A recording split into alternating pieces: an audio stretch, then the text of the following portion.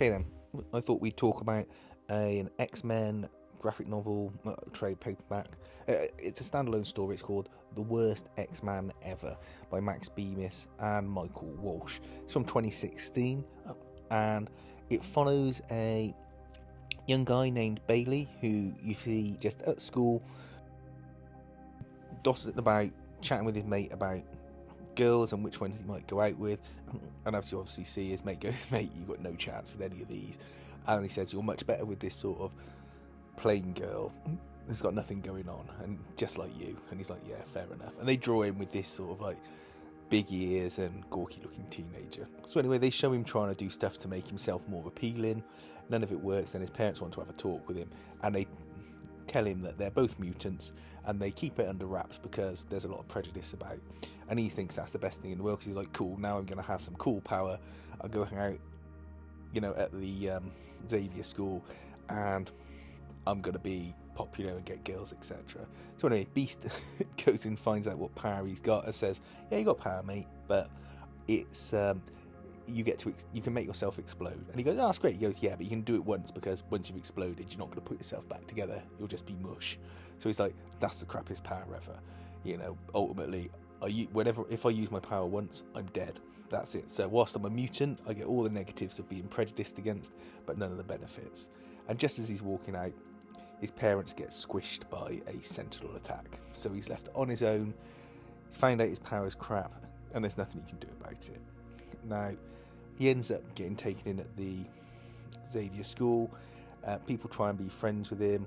He meets these two new students as well, Rags and Riches. The boy can turn stuff into gold.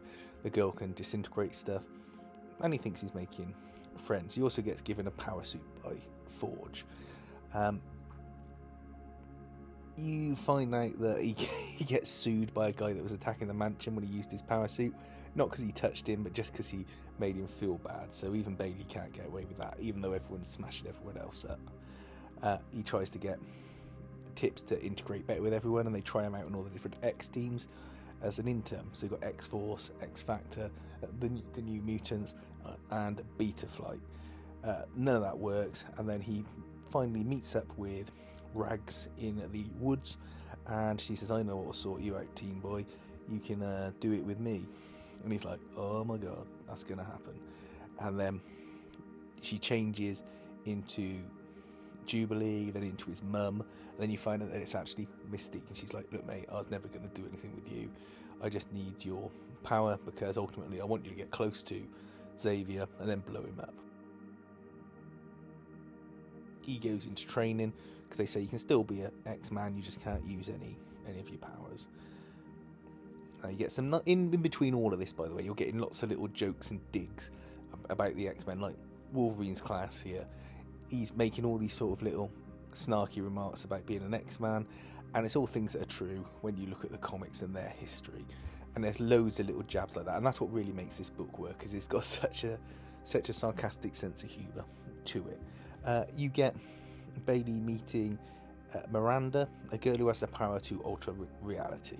She don't really care about it, but she's on the team, and she's sort of a Omicron level mutant, as Beast puts it. She's like Franklin Richards. She can just change things at will with very little effort. But she and Bailey work on a team together, and they're just, happy just dossing about, basically.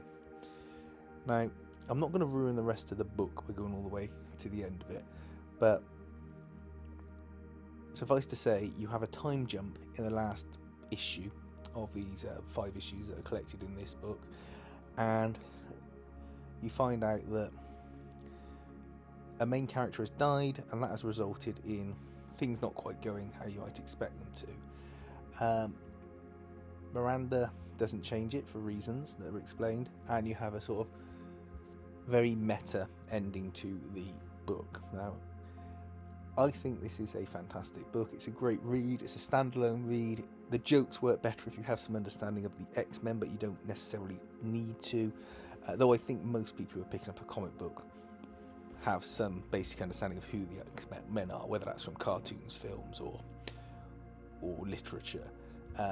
For instance, this sequence here where they're playing baseball they are just taking the piss. It is very funny. Pick this up if you see it in the sale. I got it digitally, obviously, but if you want to get it in paper format, that's fine. I'm not sure how available it is, but I think it's a great read and it's a great fun and it's a good way to spend some time.